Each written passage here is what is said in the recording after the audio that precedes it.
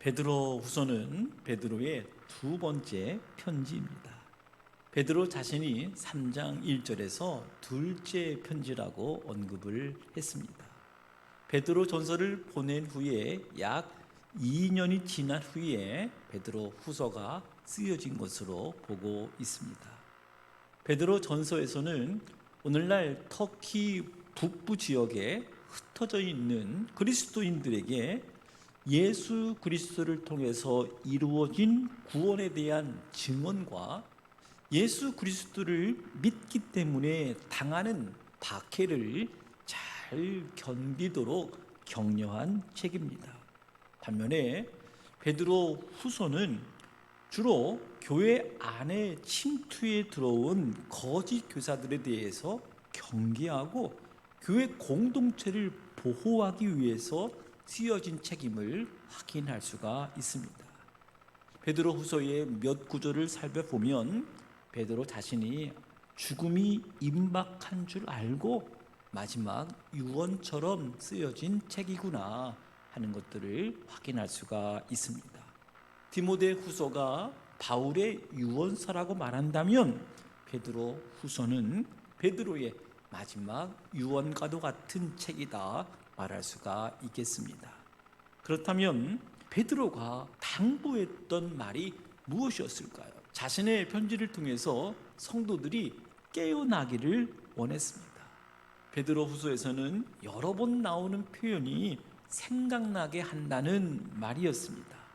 1장 12절에서 너희들이 이미 진리에 서 있지만 항상 생각나게 하려 함이고, 13절에서 내가 이 장막이 있을 동안에 너희를 일깨워 생각나게 함이 옳은 줄로 알고 있다. 1장 15절에서 너희로 하여금 내가 떠난 후에도 어느 때나 이런 것을 생각나게 하려 하노라 하였고, 3장 2절에서는 거룩한 선지자들이 예언한 말씀과 주 되신 구주께서 너희의 사도들로 말미암아 명하신 것을 기억나게 하려 하노라 하였습니다. 베드로가 기억나게 하고 생각나게 하려 했던 메시지가 무엇이었을까? 이것을 아는 것이 베드로 후서 읽기의 핵심이라고 할 수가 있겠습니다. 베드로 후서에서는 너희들이 알아야 한다는 표현들이 강조되어 나타나고 있습니다. 먼저 베드로는 두 번째 편지를 그리스도인들의 정체성에 대해서 다시 한번 확인하면서 권면을 시작합니다. 베드로는 흩어진 성도들을 향해서 우리 하나님과 구주 예수 그리스도의 의를 힘입어 동일하게 보배로운 믿음을 우리와 함께 받은 자들이라 하였습니다. 하나님께서 너희들에게 주신 것이 얼마나 복되고 존귀한지를 알게 한 것입니다. 1장 2절에서는 은혜와 평강은 하나님과 우리 주 예수를 아는 것에서 온다는 것을 전제로 하고 인사를 했던 것입니다. 1장 3절에서는 그의 신기한 능력으로 생명과 경건에 속한 모든 것을 다 주셨다. 우리가 경건한 삶을 살아가는 데 필요한 모든 것을 하나님께서 신적인 능력으로 주신 것도 우리를 부르신 일을 아는 것에서 말미암는다 말씀하고 있습니다. 그리고 베드로의 마지막 메시지가 그를 아는 지식에서 자라가라 하는 말씀이었습니다. 3장 18절 말씀으로 확인해 보겠습니다. 오직 우리 주 곧 구주 예수 그리스도의 은혜와 그를 아는 지식에서 자라가라. 이로 말미암아 1장 4절에서는 하나님과 예수 그리스도의 의를 힘입어 동일하게 보배로운 믿음을 가진 성도들에게 이 세상에서 썩어질 것을 피하여 신의 성품에 참여하는 자가 되게 하신다는 약속의 말씀을 주셨던 것입니다. 이어서 성도들이 따라가야 할 성품에 대해서 믿음으로 시작해서 7가지를 더하고 있습니다. 믿음의 덕과 지식과 절제와 인내와 경건과 형제의 우애와 사랑의 성품입니다. 혹자는 믿음으로 시작해서 사랑으로 끝나는 성품을 믿음의 사다리라고 부르기도 합니다. 베드로는 분명히 말합니다. 이런 것이 있는 자는 예수 그리스도를 알기에 부지런하고 열매 맺는 자가 되는 것이라 하였고, 이런 것이 없는 자는 맹인이고 그리고 영적인 근시에 머무르게 될 것이고, 자신의 죄악된 옛 삶이 깨끗하여졌음을 잊어버린 사람이라고 말하고 있습니다. 실족해서 믿음을 잃어버리기까지 할 수 있음을 경고한 것입니다.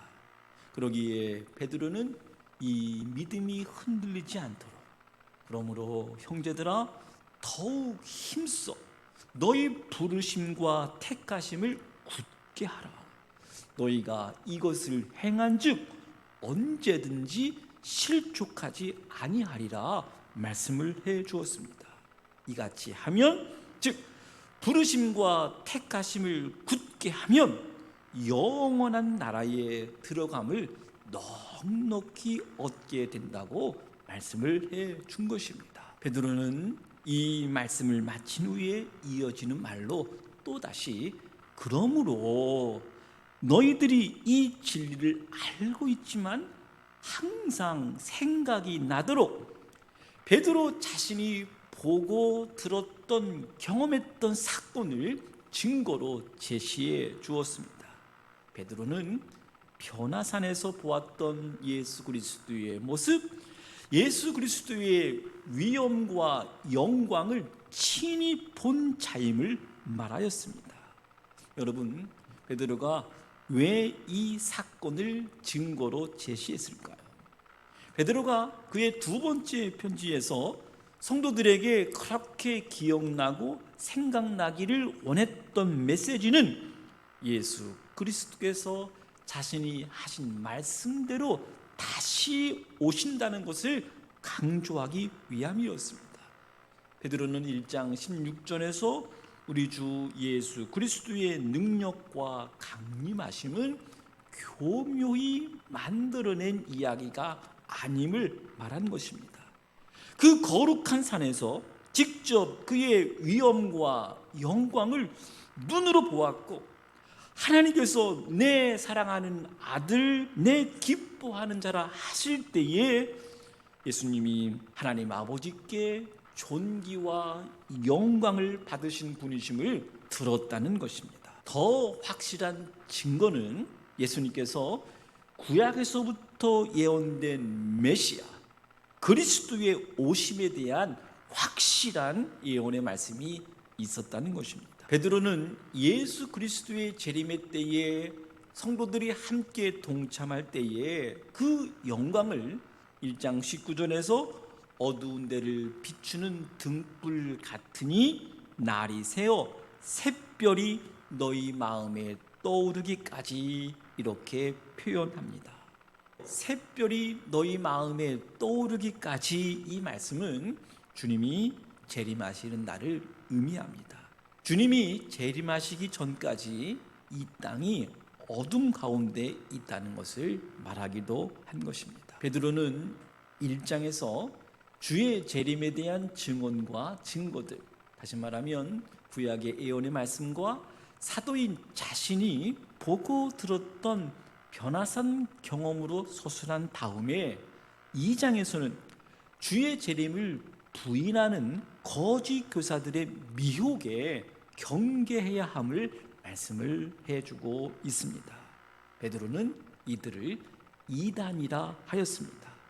이단은 과거에 이스라엘 백성들에게 나타나서 그들을 미혹시켰던 거짓 선지자들이 있었듯이 당시에도 이와 유사한 거짓 교사들이 있었던 것입니다. 신약성경 유다서에서도 베드로후서 2장과 거의 유사한 이단에 대한 경계의 메시지가 나타나는 것을 보면, 초대교회 상황에 거짓 교사들이 활동하고 있었다고 하는 것을 우리가 그 증거로 알 수가 있습니다. 거짓 교사들은 2장 1절에서 자신들을 사신 주를 부인하고 임박한 멸망을 스스로 취하는 자들이라 하였습니다. 이들은 타인뿐만 아니라 자신들까지도 파멸로 인도하는 자들이고 예수 그리스도의 피로 값주고 사신 하나님의 은혜와 능력을 의도적으로 거절하는 사람이라고 한 것입니다. 결정적으로 이들의 주장은 주의 재림을 부정하고 있다는 것입니다. 주님의 재림이 없다고 믿는 사람들에게 나타나는 현상은 도덕 무용론이었습니다. 이들의 행실에 대해서 2장에서 베드로는 신랄하게 밝히고 있습니다. 그들은 호색하는 것을 따르는 자들이고 탐심으로 지어낸 말을 가지고 자기의 이득을 삼는 사람들이고 특별히 육체를 따라 더러운 정욕 가운데에서 행하는 자들이라 하였습니다. 그러면서 베드로는 자신이 표현할 수 있는 가장 극도의 멸망의 상황에 대해서 묘사를 하고 있습니다. 베드로는 하나님께서 반드시 이러한 거짓 교사들을 심판하신다는 사실을 구약에 나타난 사건들의 증거를 통해서 밝혀주고 있습니다. 범죄한 천사들을 용서하지 아니하시고 지옥에 던져 어두운 구덩이에 두어서 심판 때까지 지키게 하셨다고 하였고, 옛 세상을 용서하지 않고 심판하셨던 노아의 홍수 심판처럼, 그리고 소돔과 고모라 성을 멸망시켰던 것을 예를 들어서 후세에 경건치 아니하는 자들에게 본을 보이셨다고 증거를 한 것입니다. 하나님께서 과거의 불의한 자들을 심판하셨듯이 오늘 불의한 자들을 반드시 하나님께서 심판하시겠다고 하는 경고의 메시지였습니다. 이 사람들은 비유적으로 물 없는 샘과 같고 광풍에 밀려가는 안개와 같다.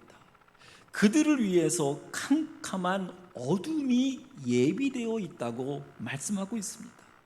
심지어 이들은 본래 잡혀 죽기 위해서 난 이성 없는 짐승과 같은 존재이고, 속담을 사용해서 개가 그 토했던 곳에 다시 돌아가고 돼지가 씻었다가 다시 더러운 구덩이에 도로 누웠다 하는 말로 그들에게 응하였다 말씀을 해주고 있습니다. 그런데 그 심판 날에도 노아처럼 롯처럼 의로운 사람들을 하나님께서 구원하신 것처럼 베드로는 구원 얻을 자들, 즉 경건한 자들을 하나님께서 그 심판의 날에 구원하시겠다고 말씀한 것입니다. 그래서 베드로는 3장에서 예수님께서 다시 오신다는 것이 확실한 약속임을 기억하라고 당부한 것입니다. 3장 2절의 말씀, 곧 거룩한 선지자들이 예언한 말씀과 주 대신 구주께서 너희의 사도들로 말미암아 명하신 것을 기억하게 하려 하노라. 베드로는 예수님께서 하신 말씀 중에서 내가 다시 오겠다 하는 말씀을 생각하고 기억해야 함을 강조했습니다.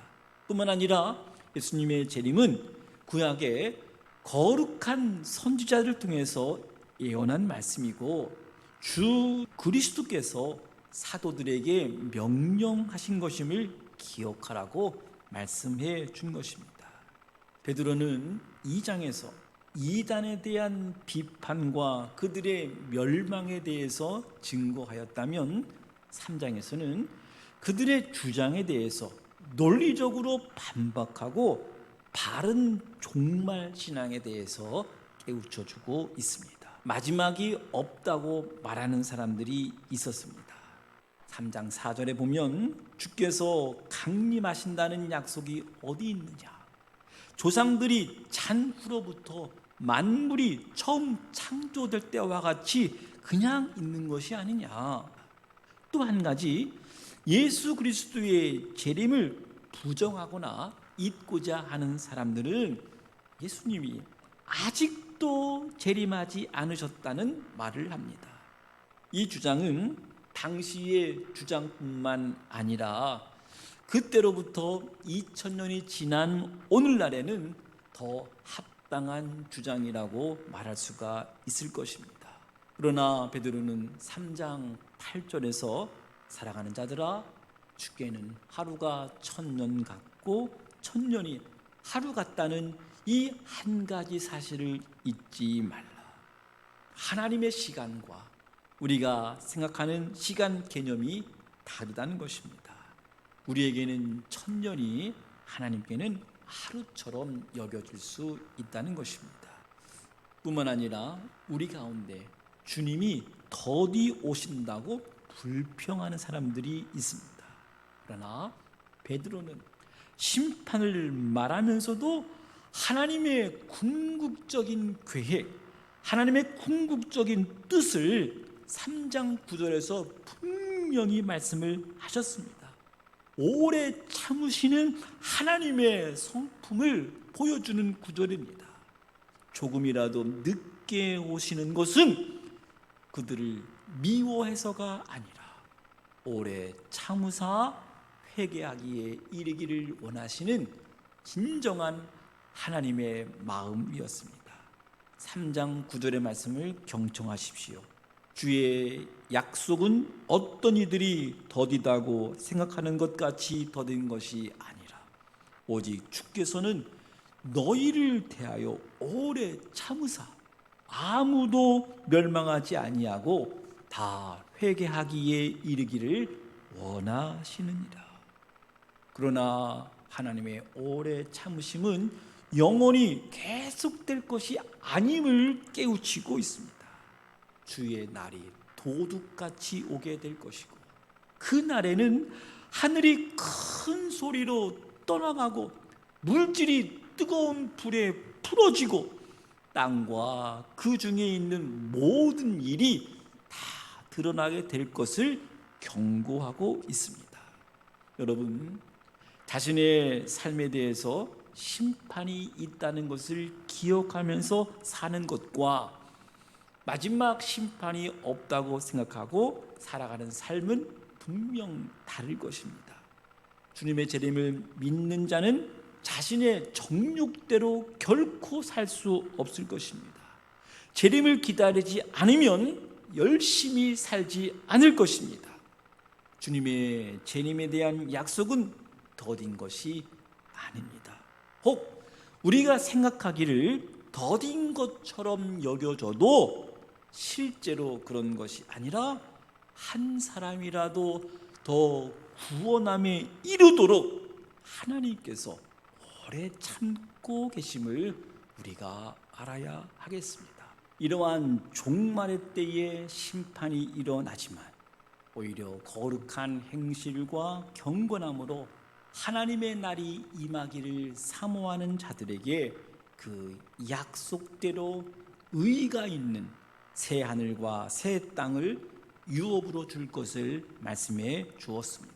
예수 그리스도의 재림을 믿고 기다리고 바라보고 사모하는 성도들은 이 땅에서 어떻게 살아야 할까요? 예수 그리스도의 재림을 믿는 자들이 도덕이 없는 것처럼 무법한 사람들처럼 살 수 있을까요? 베드로의 유언과도 같은 말씀을 들어보십시오. 그러므로 사랑하는 자들아, 너희가 이것을 바라보나니 주 앞에서 점도 없고 흠도 없이 평강 가운데서 나타나기를 힘쓰라. 또 우리 주의 오래 참으심이 구원이 될 줄로 여기라 말씀을 해 주셨습니다. 사랑하는 성도 여러분, 베드로 전서에서는 이 은혜 위에 굳게 서라는 말씀으로 권면했다면 베드로 후서에서는 주 앞에서 점도 없고 흠도 없이 평강 가운데서 나타나기를 힘쓰라 권면하셨습니다. 그리고 지금도 참고 기다리며 구원으로 초청하는 분이심을 증거해 준 것입니다. 베드로의 마지막 육성의 부탁의 말씀과 축복의 메시지가 3장 17절 18절의 말씀입니다. 그러므로 사랑하는 자들아, 너희가 이것을 미리 알았은즉 무법한 자들의 미혹에 이끌려 너희가 굳센 데서 떨어질까 삼가라. 오직 우리 주 곧 구주 예수 그리스도의 은혜와 그를 아는 지식에서 자라가라. 영광이 이제와 영원한 날까지 그에게 있을지어다. 사랑하는 성도 여러분, 성도들이 결코 멈추지 말아야 할 것은 주님 오시는 그날까지 저와 여러분이 은혜 안에 머물러 있어야 합니다. 그 은혜 위에 굳게 서 있어야 합니다. 뿐만 아니라 예수 그리스도를 아는 지식에서 날마다 자라가야 합니다. 여러분 기억하십니까? 예수님께서 생전에 베드로에게 베드로가 부인할 것을 미리 알고 계셨음에도 불구하고 베드로를 향한 그 기대를 포기하지 않고 하신 축복의 말씀이 있습니다. 내가 너를 위하여 내 믿음이 떨어지지 않기를 기도하였노니 너는 돌이킨 후에 내 형제를 굳게 하라. 누가복음 22장 32절의 말씀입니다. 베드로는 자신이 증언한 복음이 참된 은혜임을 자신의 죽음을 통해서 입증하였습니다. 예수님의 말씀대로 흩어진 형제들, 성도들을 은혜 안에서 굳게 세우는 사명을 마지막까지 감당할 수 있었습니다. 아마도 베드로는 주님 보좌 우편에 함께 앉아서 구원받은 하늘 백성들과 함께 지금 주님의 재림을 기다리며 살아가는 이 땅의 성도들을 응원하고 있을 것입니다. 베드로가 전한 두 번째 편지를 읽고 이 시간 강단에서 선포되는 말씀을 듣는 동안 주의 날을 기다리고 사모하다가 주님 오시는 그날 영광스러운 보좌 앞에 함께 설 수 있게 되기를 소망하십시다. 그리고 이 땅에 사는 날 동안 예수 그리스도를 아는 지식으로 더 충만해지고 믿음에 더해진 하나님의 성품으로 채워져서 점도 없고 흠도 없는 모습으로 하나님 앞에 설 수 있게 되기를 간절히 소망하십시다.